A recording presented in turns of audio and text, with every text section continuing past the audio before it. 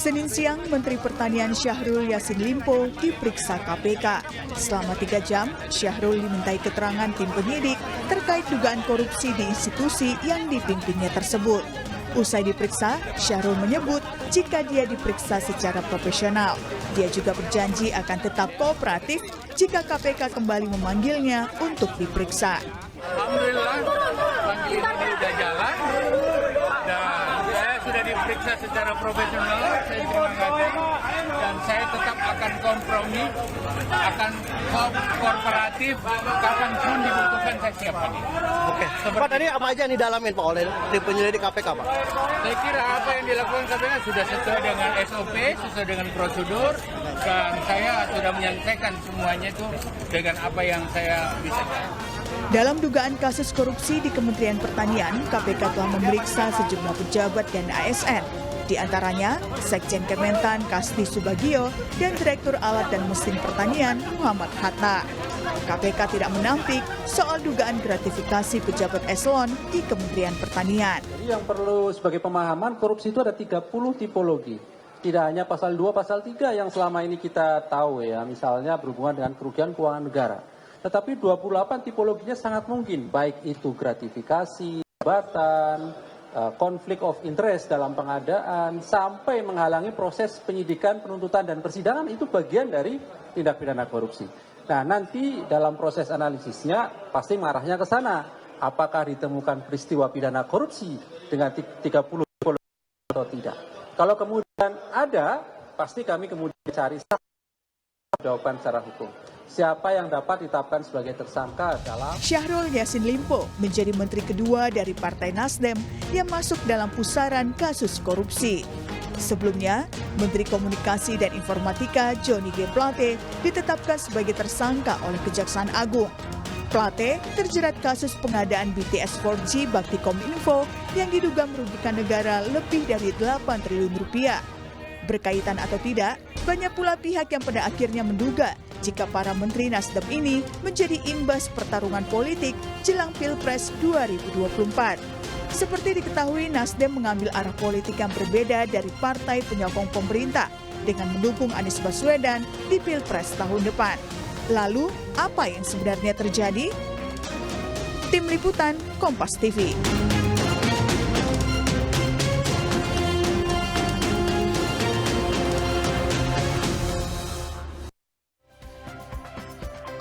Saudara, Senin kemarin KPK telah memeriksa Menteri Pertanian Syahrul Yassin Limpo terkait dugaan korupsi di institusi yang dipimpinnya, Kementerian Pertanian. Seiring dengan pemeriksaan ini berkembang pula opini jika Menteri Nasdem ini, Syahrul Yassin Limpo adalah salah satu menteri yang juga kader dari Partai Nasdem, menjadi target dari efek pertarungan politik jelang Pilpres 2024. Seperti diketahui, Nasdem mengambil arah yang berbeda dengan partai penyokong pemerintah yang lain saat ini dengan mengusung Anies Baswedan sebagai calon presidennya. Benarkah dugaan seperti ini? Kita akan bahas bersama sejumlah narasumber. Ada pakar komunikasi politik dari Universitas Islam Negeri Jakarta, Gun Gun Herianto, pimpinan KPK periode 2015-2019, Saud Situmorang, serta peneliti dari Pusat Kajian Anti Korupsi UGM atau Pukat UGM, Zainur Rohman. Selamat pagi Mas Zainur, Bang Saud, Mas Gun. Salam sehat. Mas Bayu. Selamat pagi. Iya, Mas Gun, langsung aja ini langsung kita berpikiran setelah Johnny G. Plate, kemudian Syahrul Yassin Limpo. Menurut Anda salah nggak publik ketika kemudian mengaitkannya dengan menjelang Pilpres? Ini kasus korupsi tapi politis, Mas Gun? Jadi begini, saya bukan orang hukum dan bukan aktivis yang bergerak dalam bidang korupsi ya. Saya membatasi diri kajian saya pada komunikasi politik. Ya. Memang pertanyaan Mas Bayu itu menjadi menarik ya dalam konteks kontestasi elektoral yang belakangan semakin eskalatif. Jadi apapun yang kemudian terhubung dengan aktor dan partai ya dalam pusaran kontestasi elektoral pasti dikaitkan ya dengan banyak hal. Terutama misalnya kalau belakangan muncul ya ragam pemberitaan yang menyangkut individu partai politik. Ya ini kan wilayah yang terbuka, persepsi yang terbangun yang terbuka. Sekalipun tentu ya tentu kedalaman satu kasus ya menyangkut misalnya individu, sebut aja misalnya Pak Menteri Pertanian ataupun misalnya kemarin Menteri Komunikasi dan Informatika, Ya. itu tentu harus didalami sekalipun kita memahami bahwa konstruksi hukum itu adalah wilayah yang harus kemudian dilakukan pembuktian-pembuktian dan lain sebagainya, ya itu di satu sisi. Tetapi di sisi lain tentu juga ini terhubung dengan politik yang banyak terhubung dengan persepsi. Nah, dalam kajian kami ya komunikasi politik ya memang fase krusial ya, seperti misalnya proses kandidasi, proses nanti kampanye, proses nanti conviction atau orang mempertimbangkan sebelum hari H pencoblosan. Itu adalah fase-fase krusial dalam konteks manajemen isu dan manajemen konflik. Nah, kalau Mas Bayu tanya bahwa apakah kemudian persepsi publik selalu akan terkait dengan rivalitas, ya itu tidak bisa dinafikan bahwa bandul politik elektoral itu kemudian masuk ya dalam pusaran diskursus publik terutama yang menyangkut isu-isu aktor maupun partai yang akan bertarung di 2024. Begitu Mas Bayu. Oke, nggak bisa dihindarkan bahwa ini kemudian akan terhubung dengan politis. Mas Zainur Rohman, saya tahu Pukat UGM banyak tahu informasi-informasi di belakang layar sebetulnya. Kalau di Kementerian Pertanian sendiri, sebenarnya memang kasus-kasus seperti ini kita masih di dalam penyelidikan, jadi kita belum tahu ini kasusnya seperti apa. Mungkin nanti kalau sudah penyidikan baru agak sedikit dibuka oleh KPK. Nah, kita belum tahu, tetapi apakah di Kementerian Pertanian ini juga murni kasus korupsi ini ada? Bahwa kemudian persepsinya terbangun sebagai dihubungkan dengan politik, ya kita bisa mengerti lah. Mas Gun tadi sudah memberikan analisanya. Tapi ini murni kasusnya. Paling tidak yang Pukat tahu lah, Mas Zainur. Ya, Mas Bayu, kalau kita ikuti perjalanan informasi kasus ini ya, saya sih melihat ini kasus yang terkait dengan anggaran di internal kementerian, gitu ya. Kalau dari modus kasus-kasus di berbagai kementerian tuh biasanya kan tidak jauh-jauh dari pengadaan barang dan jasa, pemberian izin, kuota ekspor impor, atau juga pengisian jabatan publik. Tetapi sepertinya yang terjadi di Kementerian Pertanian, meskipun KPK belum mengumumkan, ini agak berbeda Mas Bayu. Ada informasi ini adalah kasus terkait dengan gratifikasi dan juga kemungkinan kerugian keuangan negara yang bisa dijerat dengan pasal 2 atau pasal 3 Undang-Undang Tipikor, pengumpulan sejumlah dana secara reguler untuk kepentingan seorang pejabat begitu. Nah, ini kan pengumpulan dana ini membebani bagi para birokrat di internal kementerian. Kalau pengumpulan dana itu kemudian diwajibkan kepada para pejabat di internal kementerian, mereka tentu akan mencari sumber untuk menyetor. Nah, sumber itu kemungkinan juga akan dicari dari cara-cara yang tidak sah. Biasanya adalah mengotak-atik anggaran di internal, kemudian pelaporan perjalanan secara fiktif, atau juga menerima pemberian dari para penyedia barang dan jasa, Mas Bayu. Nah, saya percaya kalau KPK sudah masuk menginjak satu kasus di kementerian bahkan yang sudah diperiksa jumlahnya sangat banyak, saya percaya kasusnya solid, Mas Bayu. Nah, ini soal apakah kasus ini ada atau tidak ada dengan kaitan politik, tentu itu menurut saya adalah soal yang lain. Tetapi kalau dari sisi kasusnya sendiri, saya percaya KPK pegang alat bukti. Memang saat ini masih di tahap penyelidikan. Kalau di dalam KUHP penyelidikan itu kan untuk mengetahui ada atau tidaknya tindak pidana dan dapat atau tidaknya dilanjutkan di proses penyidikan. Tetapi kalau di KPK itu kan selangkah lebih maju. Mungkin Pak Saud nanti bisa jelaskan. Nah, jadi saya melihat memang kalau dari sisi kasusnya saya pikir itu tidak akan terlalu repot bagi KPK untuk bisa membuktikan bahwa kasus ini memang kasus yang secara hukum ada alat buktinya, bisa dipertanggungjawabkan di depan persidangan sehingga nanti bisa dilakukan proses penuntutan. Nah, kalau soal apakah ini kemudian politik atau non politik, silakan ya teman-teman yang bergerak menganalisis dari sisi politik itu bisa melakukannya. Tapi bagi saya sih sebenarnya tidak ada soal, Mas Bayu. Apakah itu kemudian adalah pesanan atau bahkan kriminalisasi atau tidak, itu bisa dibuktikan menurut saya dengan beberapa hal. Yang pertama, apakah ada alat bukti yang kuat atau tidak. Yang kedua, apakah kasus ini sebenarnya adalah kasus yang sudah sejak lama diketahui tetapi baru diproses sekarang? Maka jika seperti itu, maka itu kemungkinan terkait dengan politik. Ya. Atau yang ketiga, kalau aparat penegak hukum memiliki alat bukti keterlibatan pihak-pihak lain yang sedang berada di kekuasaan tetapi berasal dari partai politik yang berbeda, ketika itu tidak diproses, maka itu kemudian ada yang disebut dengan tebang pilih, maka itu bisa disebut sebagai politisasi. Tetapi selama ada alat bukti yang kuat gitu ya, saya sih lebih suka semuanya saling buka, Mas Bayu, daripada mereka saling menutupi gitu ya. Nah, atau yang kedua, inilah kalau memang benar ini ada unsur politiknya, inilah pentingnya adanya pengimbang di pemerintahan, tidak semuanya berada di dalam. Kalau ada yang mengimbangi kan setidak-tidaknya yang mengimbangi ini pertama bisa saja akan diserang oleh yang sedang di dalam. Atau yang kedua, yang mengimbangi yang di luar itu kan akan melakukan pengawasan terhadap mereka yang ada di dalam. Ya daripada mereka saling tutup, lebih baik saling bongkar, Mas Bayu. Nah, terbayang kita sekarang mengenai kasusnya dari Pukat UGM, terutama Mas Zainur Rohman. Dan kasus ini kita yakini sampai saat ini, tentunya kalau KPK sudah seperti saat ini memeriksa banyak kasus, memeriksa banyak saksi, ini solid. Lepas dari ini politis atau tidak, saya rasa angle atau cara berpikir Pukat bahwa kasus korupsi harus terus dibongkar, apapun alasannya, kita bisa pahami. Nah, saya ke Bang Saud kalau begitu. Memang bisa KPK, ya pengalaman Bang Saud lah ketika memimpin KPK. Ada pesanan-pesanan, kasus tiba-tiba muncul, kok timingnya itu loh Bang Saud bisa saat-saat ini begitu. Ini kan jadi kayak pressure. Izinkan saya kemudian merasakan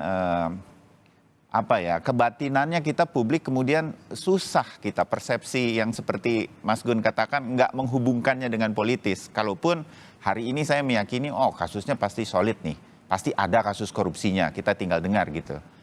Bang Saud, memang timingnya bisa diatur dan yang ngatur ini bisa orang lain di luar KPK. Bang Saud. Ya, jadi memberantas korupsi itu memang kita harus bawa semua teori masuk di dalamnya. Teori manajemen, teori politik. Karena kan ini kan extraordinary crime. Crime yang luar biasa. Bahkan ada di dalam terminologi tahun 2011 itu yang disebutnya political expert person ya. Orang-orang politik yang punya potensi untuk kemudian melakukan transaksional, isu transaksional. Jadi kita harus membawa semua teori ke dalam ini, jangan mengabaikan teori yang lain. Jadi makanya ketika kalau ingat dulu, Mas Bayu ingat ada kasus Mbak Pau dulu ya, yang Mbak Pau EKTP itu. Ya itu kan kita antisipasi benar itu. Ini jangan sampai masuk ke 2019 baru kita selesaikan. Makanya kita selesaikan benar itu 2018. Jadi kita harus memang ya memang kalau memberantas korupsi di mana ada orang yang high profile person di sana ya pasti noisy, berisik gitu ya. Makanya saya sependapat dengan Mas Zainur tadi ini kronologisnya gimana ini. Nanti kita bisa lihat nih. Ya kan, kalau sudah lama kenapa baru sekarang, kalaupun sekarang kenapa biasanya kasusnya itu kan kalau Kementerian Pertanian itu kasus-kasus besar. Itu makanya Menteri Pertanian sebelumnya itu bilang ke kita waktu itu, Pak Saud jagain kita ya. Kalau Pak Saud nggak bisa jaga di sini, patung Pak Saud aja taruh di gedung ini gitu. Jadi gini, sebenarnya KPK itu punya kendali untuk membuat persepsi publik atau siapapun bisa betul-betul fokus pada kasus korupsinya, tidak dibawa kemana-mana. Sebetulnya bisa, begitu ya Bang Saud? Iya, itu saya bilang tadi kalau sudah mulai kegiatan pesta nasional ini kita harus hati-hati karena nggak bagaimanapun orang akan melihat itu. Karena kan kita bicara Indonesia. Iya. Kepercayaan, apalagi di tengah KPK yang sekarang sangat menjunam kayak gini, dewasnya kayak begitu. Dia mengeluarkan angka di tahanan gede. Kalau angka di tahanan menyangkut pegawai dia kencang, menyangkut pimpinan dia nggak kencang kan gitu kan. Jadi ini kan semua bagian-bagian yang bisa kita lihat. kalau dikatakan nggak ada kaitan dengan politik, naif juga kita. Karena memang ada cara sebenarnya kalau memang, apalagi kalau kerugiannya cuma gratifikasi berapa lah itu ya. Jadi maksud saya, apa yang kita lakukan saat ini kalau memang ada buktinya, saya dengar juga partai politik yang mengatakan dia kalau memang betul ya kita siap mendukung, yang bersangkutan juga siap membuka segalanya ya. Nah, ini kan terlihat bahwa ada niat baik dari tersangka gitu. Justru kita jadi melihat niat lainnya atau niat jahatnya dari penyidik kan gitu ya. Kita melihatnya di situ gitu. Pada mens reanya itu justru kenapa case ini diangkat di tengah case yang seperti ini wajar kalau dipertanyakan. Tadi Mas Gun sudah bilang, makanya kan teori, jangan bawa satu teori kalau ke KPK itu. Saya ke KPK itu teori kompleksiti aja saya bawa. Semua teori, sehingga kita lebih hati-hati. Nah kalau umpamanya katakan yang bersangkutan ada gratifikasi, itu kan 18 tahun ada luarsanya. Ya dulu, nanti kemudian selesai pemilu udah. Jadi ini saya katakan kembali lagi, agak naif kalau kita katakan ini tidak ada kaitan dengan politik. Itu kesimpulan saya, Mas Bayu. Ya, oke. Mas Gun, Anda setuju dengan Bang Saud nih, mantan pimpinan KPK soalnya. Jadi agak sulit bahwa ini nggak ada by design. Ada akan pengaruhnya, paling tidak bagi Nasdem yang kader-kadernya di kementerian sekarang berurusan dengan kasus korupsi. Satu di Kejaksaan Agung, satu di KPK. Bagaimana kita melihat ini, Mas Gun? Ini betul-betul solid kasusnya memang ada, tetapi persepsi publik seperti ini, di tengah seperti ini kan bagi saya, kalau saya membayangkan diri sebagai Nasdem, ini merugikan sekali sebetulnya. Dan harusnya ini kan, kalau kata Bang Saud tadi, bisa dihindari sebetulnya. Kasus ini sebenarnya kan sudah lama. Kalau kasusnya solid dan sudah cukup kuat, bisa diatur waktunya agar tidak memunculkan persepsi yang dekat dengan Pilpres. Mas Gun. Iya Mas Bayu, itu ada satu terminologi menarik dalam komunikasi politik itu ya, namanya CPM atau Communication of Privacy Management. Tadi persis seperti bisa menjelaskan apa yang disampaikan oleh Bang Saud dan juga Mas Jainur Rahman ya, bahwa KPK bicara soal timing kapan misalnya memanage komunikasi ke publik, termasuk dalam konteks misalnya satu kasus hukum. Dan itu proses itu pasti akan bergulir menjadi satu wilayah perbincangan yang liar, itu pasti harus dimitigasi kan. Termasuk misalnya memasuki satu fase di mana 2023 itu kan bentar lagi proses kandidasi selesai, Oktober-November masa kampanye. Maka kemudian orang akan melakukan yang disebutkan politik asosiatif ya. Mengasosiasikan satu tindakan baik itu di wilayah hukum maupun politis itu dengan konteks situasi yang sedang berkembang. Sebut aja orang bisa mengidentifikasi ini sebagai political pressure ya, atau tekanan politik. Nah ini yang kemudian harus dijelaskan secara ajak. Halo Mas Gun. Tampaknya sinyalnya sedikit terganggu, tetapi nanti kita sambung lagi. Ya, melalui pembuktian-pembuktian di wilayah. Jangan sampai kemudian begini. Ya, saya agak khawatir kemudian ada kesan yang menguat kalau kemudian institusi KPK itu kemudian bisa tadi ada proses politik dari kekuatan di luar yang kemudian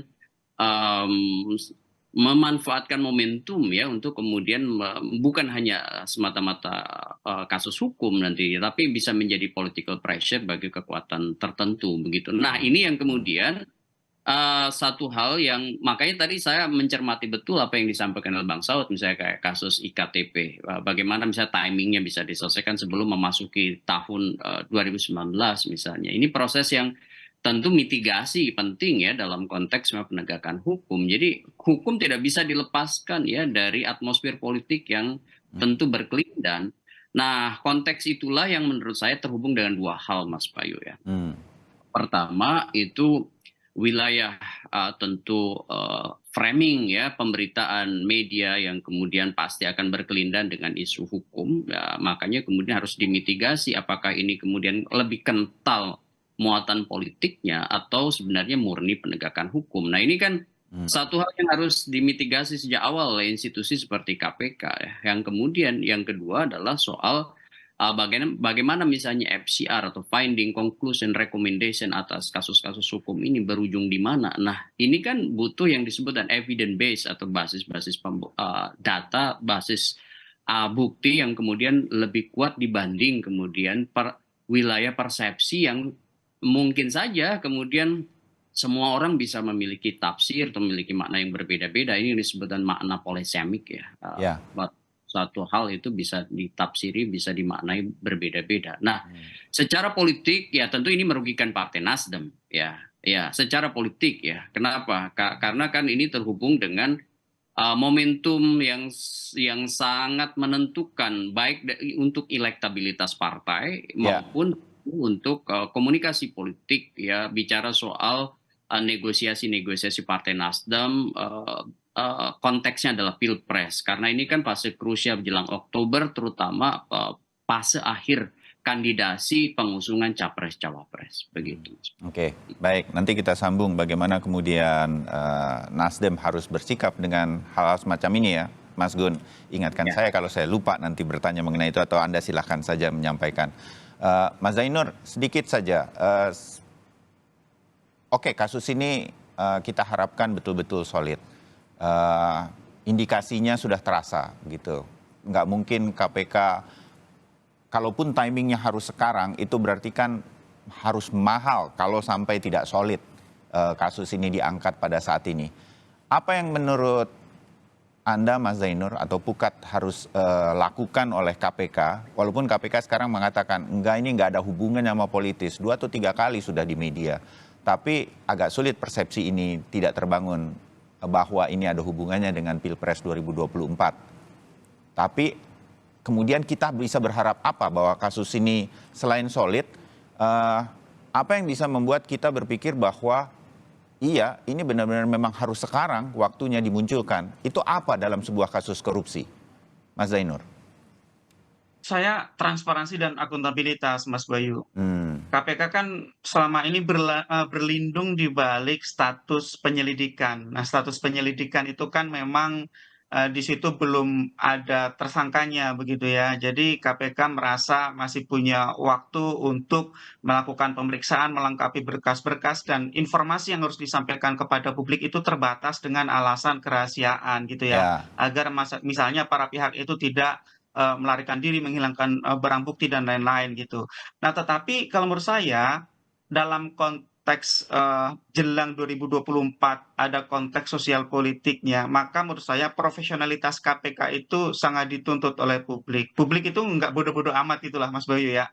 Sehingga yang bisa dilakukan oleh KPK adalah cepat ya, tentukan status setelah melakukan pemeriksaan terhadap pemimpin tertinggi di Kementan yaitu Menteri Pertanian.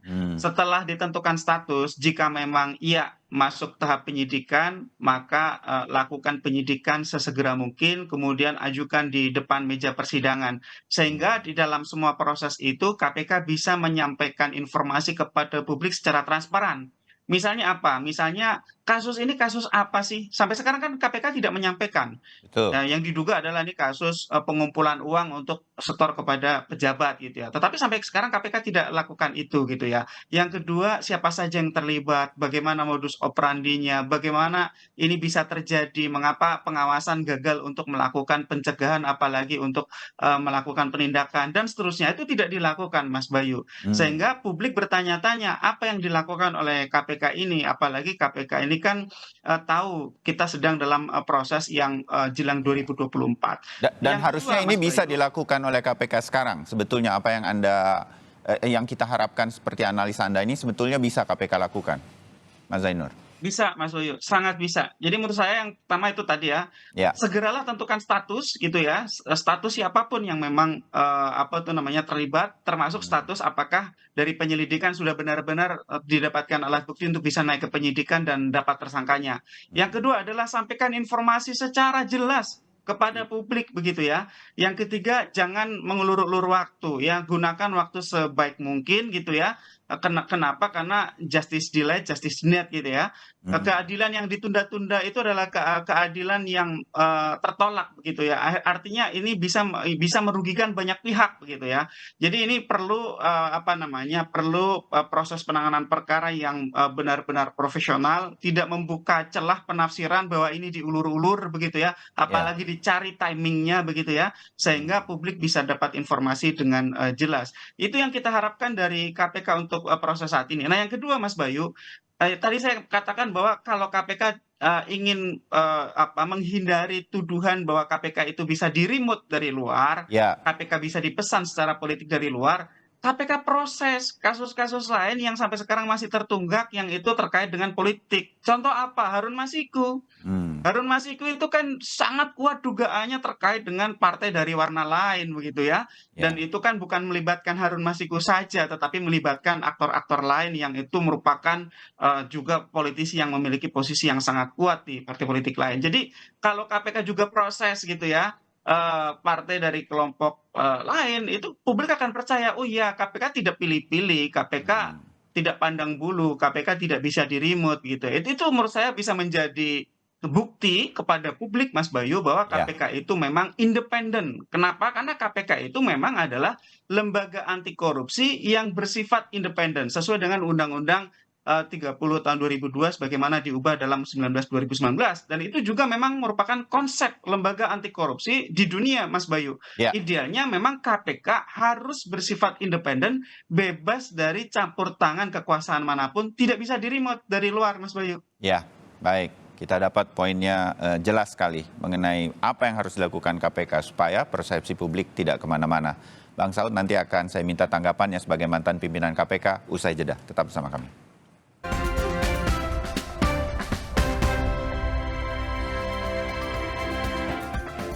Ya, saudara, kami lanjutkan dialog kami berkaitan dengan ada Menteri Kader Partai Nasdem yang juga tersangkut dugaan kasus korupsi dan sekarang sedang ditangani kasusnya oleh KPK. Masih ada Gun-Gun Heryanto, analis politik atau komunikasi politik, Saud Situmorang, mantan pimpinan KPK, Zainur Rohman, peneliti Pukat UGM. Sebelum jeda tadi Mas Zainur memberikan analisanya, saya ambil garis bawah tebal, stabilo, kasih tanda petik, KPK harus tidak boleh tebang pilih. Kasus ini ada hubungannya dengan partai tertentu, Nasdem. Ada juga Harun Masiku yang juga sampai sekarang belum jelas penanganannya, juga terkait dengan sebuah partai politik. Nah, kalau dua-duanya ini dikerjakan oleh KPK sebagai PR-PR oleh KPK untuk pemberantasan korupsi, mungkin saya sebagai publik tidak terlalu punya banyak kesempatan, punya persepsi yang berbeda-beda seperti kata Mas Gun tadi. Bang Saud, Anda setuju hal analisa dari Mas Zainur tadi, Bang Saud? Ya, jadi memang saya berpikiran begini, bahwa kalau memang mereka ditugasi dalam arti memang memberantas korupsi secara perform gitu ya, secara berintegritas gitu, tentu tidak akan menimbulkan tanya-tanya. Saya selalu mengatakan tandanya politicking itu kan kasus gampang dibikin susah, kasus susah dibikin gampang. Ini kan sebenarnya kasus gampang ini kok dibikin susah kayaknya gitu. Ini sederhana banget ini kalau memang betul kasusnya SPJ, di setiap SPJ yang ngambil uang sekian gitu ya. Itu kan terbukti banget itu easy gitu. Jadi maksud saya kasus gampang dibikin susah, yang susah malah dibikin gampang gitu ya. Itu menunjukkan politikingnya sedang terjadi di sana. Nah, oleh sebab itu saya mengatakan kalau memang kita masih mau berpikir bahwa, kalau masih mau ya, tapi saya pikir nggak bisa diharap lagi ya sampai nanti presiden barunya muncul lah ya, undang-undang KPK yang dikembalikan dan seterusnya. Nah, kalau kita kembali kepada prosesnya, sekali lagi saya harus menekankan, kalau memang terbukti ada gratifikasi atau apapun bentuknya, apakah itu pasal 2, pasal dan seterusnya, pasal 5, pasal 12 dan seterusnya, itu kita harus bawa ke meja pengadilan, nggak bisa dong favoritism.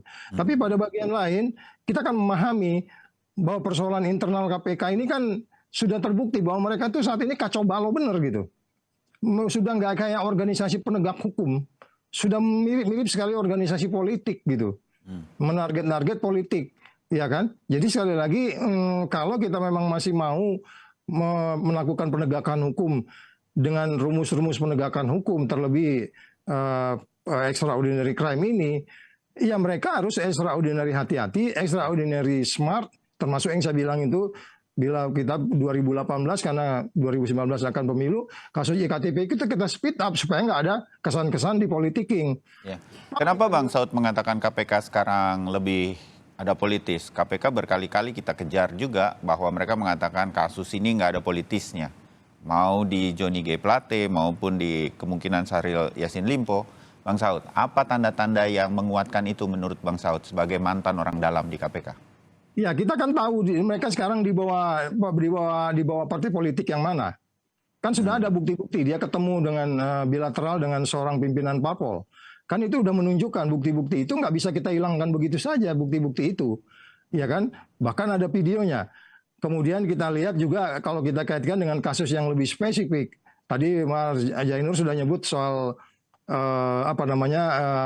soal kasus Harun Masiku. Terus kemudian kasus yang terkait dengan bansos, itu kan sudah ada nama satu yang sebenarnya sudah bisa ditersangkakan, terkaitkan juga dengan politiknya, partai politiknya yang terkait dengan Harun Masiku. Semua kasus-kasus itu kan udah diperiksa Dewas mengatakan nggak terbukti, Bang Saud. Ya, itu samanya saya bilang, tidak terbukti itu apa? Jangan-jangan hanya seperti ketika dia nanya sama saya, Pak Saud dapat bukti dari mana? Bukti saya C3, media. Tapi kalau media nggak benar kan pasti orang protes. Jangan katakan unsur media, karena saya dapat informasi media, saya nggak ketemu langsung di SDM, saya dikatakan bahwa informasi saya tidak valid. Ya tugas dia untuk mencari informasi kebenarannya. Jadi sekali lagi, kalau memang dikatakan ini tidak ada kaitan dengan politik, bukti-bukti menunjukkan dia sudah diremote kok.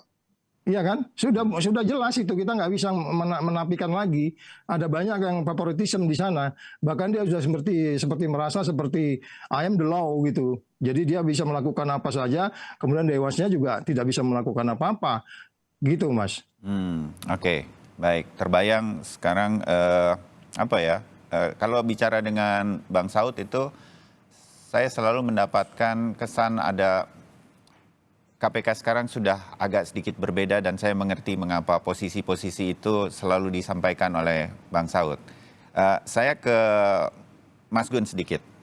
Mas Gun, selain KPK yang menjadi perhatian publik sekarang adalah selalu mengatakan bolehlah kepada partai politik yang sekarang sedang berkuasa atau kepada pemerintah yang sekarang sedang berkuasa bahwa ini by design kayaknya memang disengaja begitu. Nah, kira-kira itu kan obrolan kalau sambil ngopi dengan teman-teman, waduh kemarin Kominfo, sekarang Kementan, mungkin berikutnya adalah Kementerian KLH dan K, gitu, ya kan, kira-kira begitu tuh bayangan kita. Artinya harus ada yang menjawab juga pemerintah berkaitan dengan ini secara analitis Anda sebagai komunikasi politik, Mas Gun menurut Anda, atau juga Nasdemnya juga harus menjawab ini, menurut Anda Mas Gun? Jadi gini Mas Bayu ya, pertama menurut saya yang paling penting juga itu adalah role model dari pernyataan-pernyataan publik yang berpotensi untuk kemudian menjadi masalah. Contoh misalnya, saya termasuk yang mengkritik ya ketika misalnya penggunaan diksi cawe-cawe begitu ya, karena itu contoh misalnya itu bisa kemudian diinterpretasi dengan liar ya.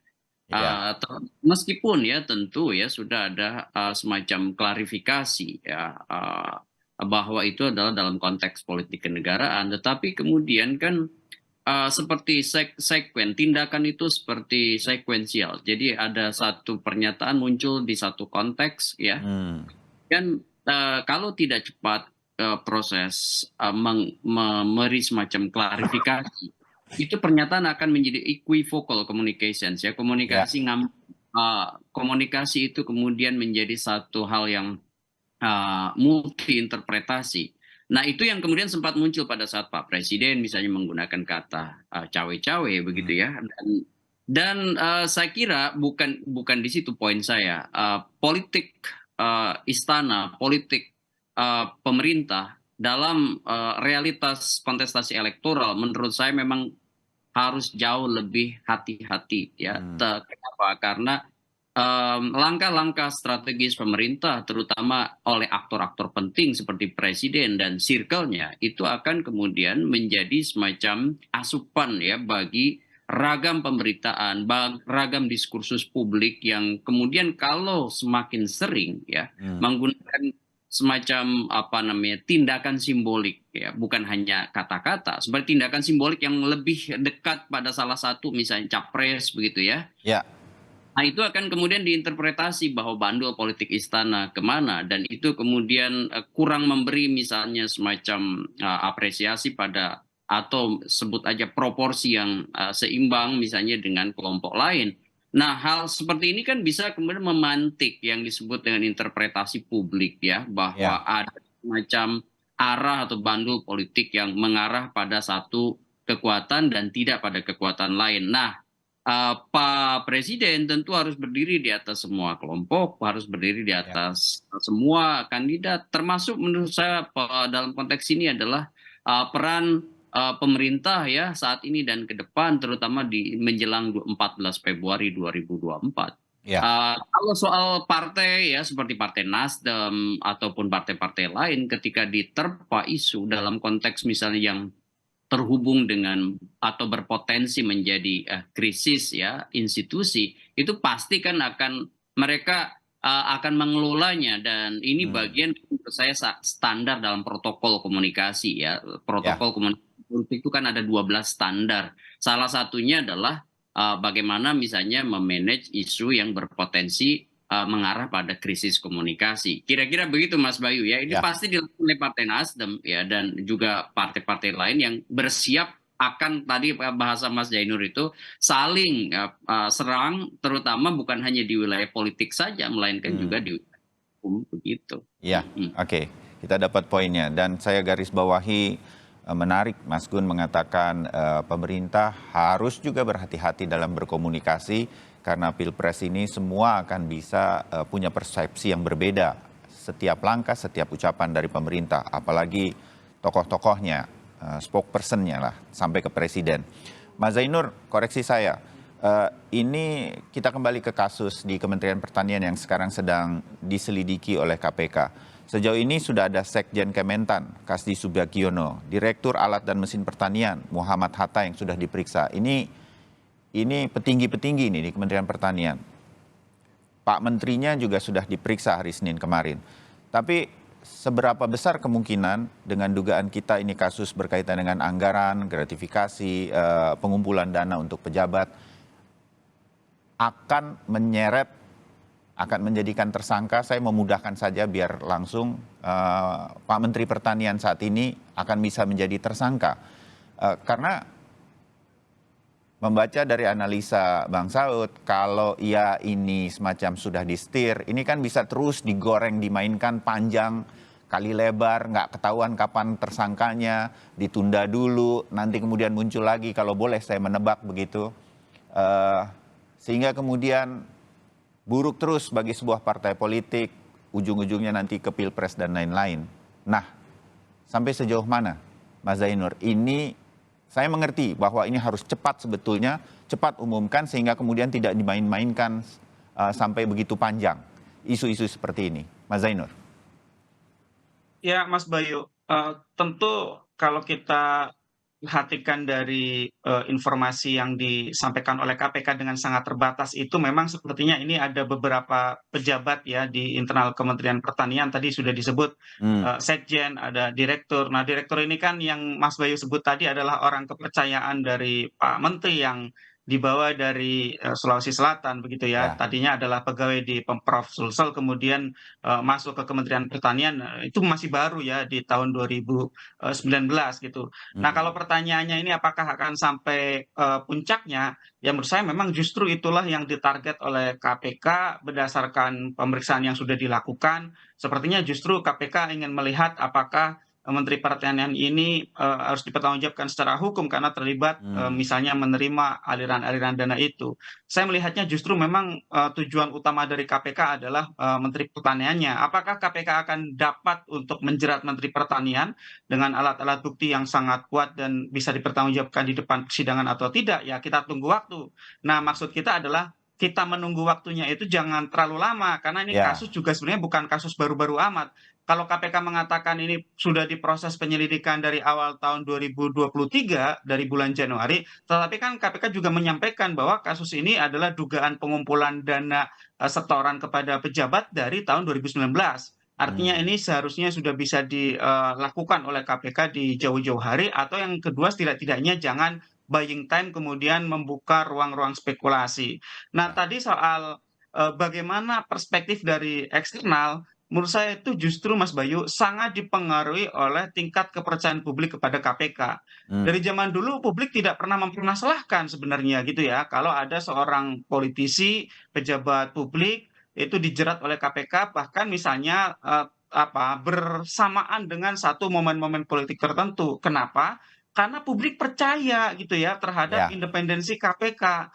Publik melihat KPK tidak pandang bulu, tidak tebang pilih, dan bisa dilihat oleh publik KPK hajar semua kalau memang ada alat bukti yang menunjukkan tindak pidana korupsi yang dilakukan oleh mereka. Nah, saat ini KPK redup kepercayaan publik terhadap KPK dimulai dari revisi Undang-Undang KPK dalam Undang-Undang 19. Ya, Undang-Undang 19 itu sangat mereduksi derajat independensi KPK di semua sisi. Termasuk kalau dari tadi dibahas Dewas, ingat Dewan Pengawas KPK itu untuk pertama kali, ya itu yang sekarang menjabat, itu adalah orang pilihan presiden sendiri tanpa panitia seleksi. Artinya tidak ada independensi secara desain di mereka. Secara personal kita admire mereka. Mereka adalah tokoh-tokoh yang selama ini punya rekam jejak begitu ya. Tetapi secara prosedur pengangkatannya saja sudah tidak independen kok. Nah, sehingga kalau sudah tidak independen dari sisi pengangkatan, kita tidak bisa mengandalkan Dewan Pengawas untuk menjaga independensi KPK agar tidak di-remote oleh eksternal.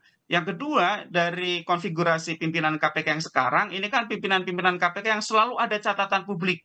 Bahkan sudah satu mengundurkan diri karena diduga melakukan pelanggaran kode etik, bahkan diduga melakukan tindak pidana yang sayangnya sampai sekarang juga tidak diproses oleh aparat penegak hukum manapun. Itu artinya memang ada problem serius di internal KPK. Oleh karena itu, karena KPK-nya sudah berkurang derajat independensinya, ya perilaku perbuatan-perbuatan internalnya juga tidak bisa dipercaya oleh publik 100%, kemudian timbul persepsi-persepsi dari eksternal terhadap proses-proses hukum yang sekarang sedang berlangsung. Sehingga menurut saya ke depan seharusnya jika memang Indonesia ingin punya badan anti korupsi yang bersifat independen, harus dikembalikan independensinya seperti yang dulu. Dan itu yang seperti itu bisa disuarakan, Mas Bayu, dari pihak-pihak yang merasa sebagai korban seperti Nasdem ini. Nasdem kan punya anggota DPR, ya, suarakan di Komisi 3 gitu ya agar KPK ini bisa independen. Atau anggota DPR Nasdem di Komisi 3 juga bisa meminta akuntabilitas kepada Jaksa Agung dalam proses penanganan Pak Joni G Plate atau dalam proses penanganan mantan kepada KPK begitu ya. Dan mereka juga dapat mendesain ke depan KPK agar seindependen mungkin. Jangan sampai ada anasir-anasir dari eksternal yang dapat mempengaruhi independensi KPK sehingga KPK bisa digunakan sebagai alat permainan politik. Nah, menurut saya itulah indahnya ada pengimbang, Mas Bayu. Jangan di dalam semua. Kalau di dalam semua publik gelap, nggak bisa melihat begitu kan. Kita paham kok bahwa memang ada keresahan-keresahan ya di pihak-pihak yang berada di eksternal pemerintah, khawatir dikerjai oleh alat-alat penegak hukum. Kita tahu itu. Tapi yang menurut saya dua yang saya catat. Yang pertama, jangan sekali-kali melakukan korupsi. Udah, kalau tidak korupsi tidak ada celah lagi, Mas Bayu. Ya. Yang kedua, ini seharusnya menjadi kesadaran bagi semua politisi bahwa kekuasaan itu sementara, tidak ada yang abadi. Semua itu temporer, Mas Bayu. Roda itu berputar. Sekarang berkuasa, besok bisa di luar gitu ya. Sehingga sekarang oke, bisa aman. Tetapi ingat, tindak pidana korupsi itu bisa diproses kapanpun dengan daluarsa 18 tahun gitu ya. Ya kalau memang ingin selamat dunia akhirat, ya jangan sekali-kali lakukan korupsi dan sadari betul bahwa semua bisa diproses suatu hari. Kalau mau semuanya fair, dengan permainan yang adil, maka semua non-partisan, bipartis semua ya, di atas kepentingan partai politik, buatlah lembaga anti korupsi yang bersifat independen. Kembalikan independensi KPK. Orang semua yang di luar sekarang juga dulu juga sepakat kok dengan revisi Undang-Undang KPK. Sekarang baru merasa menjadi korban. Ya kalau saya sih, saya sangat ingat betapa pedihnya kita yang selama ini bergerak di bidang anti korupsi, betapa Undang-Undang 19 itu mempreteli independensi KPK, Mas Bayu. Ya, oke. Sudah dapat betul poin-poinnya berkaitan dengan kasus ini. Tapi saya ingin berikan kesempatan terakhir sebelum kita tutup. Bang Saud, profesionalisme independensi KPK pada saat ini masih kita bisa berharap, paling tidak untuk kasus di Kementerian Pertanian ini, sehingga kemudian tidak ada persepsi yang lain, betul-betul kasus korupsi. Bang Saud. Ya, mereka harus buktikan itu ya. Harus buktikan bahwa mereka tidak politicking, mereka perform, mereka sesuai dengan azas-azas pemberantasan korupsi dan seterusnya, transparan, akuntabel, tidak konflik of interest. Kan tiga-tiga hal ini mewarnai pikiran mereka, keadaan di dalam. Nah, oleh sebab itu berikutnya adalah bagaimana kita yang berada di luar ini, civil society, ya harus mengawasi ini nih. Makanya ketika kemarin kasus yang pertama itu yang menyangkut Nasdem, kan saya gambar sendiri semua kasusnya. Ternyata ada saat dari awal saya curiga ini pasti yang perusahaan ini sebagai konsorsium harus diambil. Makanya saya ke Komisi 3 waktu itu. Ya kan, ini nggak benar ini, jangan memihak begini satu sisi. Nah, kemudian belakangan ini jadi tersangka. Yang di situ juga banyak hal-hal yang bisa kita simpulkan bahwa teori-teori beneficial ownership dan berikutnya ya, dan hal-hal lain yang membuat kita makin yakin gitu. Kalau mereka yakin beneficial ownership, seharusnya sejak awal itu sudah ditersangkakan, walaupun kasusnya di kejaksaan ya. Tapi maksud saya adalah bahwa bagaimana kita bisa melakukan ini, keadilan yang akan datang dan semua pihak-pihak yang terlibat terkait dengan ini harus diselesaikan. Ya harus diselesaikan, jangan favoritism, jangan memilih sesuatu terus kemudian menyingkirkan yang mereka ada konflik of interest di sana. Nah, itu mereka harus buktikan bahwa mereka tidak politicking, tapi nyatanya kan sampai hari ini yang kita lihat itu sangat maksimal politicking-nya. Ya kan, masa kita harus nyebutin 1 sampai 100 sih? Ya kan, Harun Masiku, kasus kemudian yang cerita-cerita geledah di kantor DPP, terus kemudian kasus yang barang bukti hilang di Kalimantan, ya kan, 1 truk barang bukti hilang itu gila itu, ya kan, terus kemudian apa lagi, Mas Yainur hafal itu lebih 100 kali, gitu. Jadi maksud saya jangan dibilang ini tidak, kita punya fakta bahwa mereka itu sekarang favoritism. Kalau kita nggak mau bilang politicking lah gitu ya, memilih kasus gitu. Jadi ya udah, saya bilang udah kita biarin lah, pilih presiden yang benar, nanti undang-undang KPK kita kembaliin. Oke, sebagai sebuah harapan bagaimana kemudian perang terhadap korupsi nanti masih akan terus berjalan. Saya sebagai publik masih senang bisa berbincang terus dengan Bang Saud, Mas Zainur Rohman, dan juga Mas Gun Gun Herianto untuk mengingatkan semua pihak. Sebetulnya tidak ada jalan sebetulnya untuk korupsi, dan kita sedang menuju terus ke sana sebagai sebuah optimisme. Walaupun kecil, tapi cahayanya masih ada di ujung lorong sana. Bang Saud, terima kasih. Bang Zainur, terima kasih. Mas Gun, terima kasih. Kita pantau terus situasi di Kementan yang sekarang sedang ditangani KPK.